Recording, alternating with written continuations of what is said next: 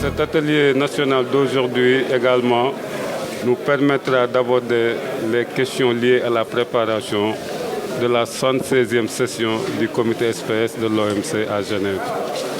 Donc il s'agira au courant de cette réunion, en tout cas, non seulement de restituer d'abord tout ce qui a été fait au niveau de Ouagadougou pour la redynamisation des comités nationaux SPS, qui sont quand même très très importants pour les pays, parce que c'est des cadres qui permettent de poser un peu les problèmes sanitaires et phytosanitaires, et surtout en termes de pénétration de nos produits, qu'il s'agisse des produits agricoles, des produits d'origine animale, halieutiques, et même toutes les denrées alimentaires sur le marché international.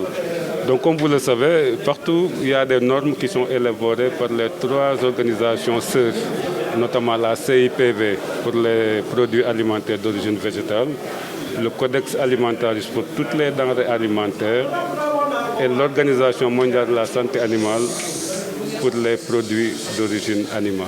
Pour pénétrer le marché aujourd'hui, comme vous le savez, il y a ces mesures qui sont très strictes et chaque pays doit en tout cas faire de sorte que ces opérateurs, les acteurs, le secteur privé puissent être à niveau pour effectivement commercer avec le reste du monde tout en respectant donc ces exigences sanitaires et phytosanitaires. Il s'agira pour nous également de partager toutes les notifications de non-conformité qu'on a eues par exemple en 2019 et voir les mesures collectives à y apporter pour véritablement rester sur ces marchés quand même porteurs. Oui, globalement, le Sénégal est dans ce sillage parce qu'en réalité, si on regarde un peu, disons, aussi bien les produits halieutiques que les produits agricoles qui sont les plus exportés, du point de vue de la conformité, on ne se plaint pas. Parce qu'en réalité, par exemple, pour les filières horticoles, si on regarde aujourd'hui le volume de nos exportations en 2019, les non-conformités sont quand même très très faibles.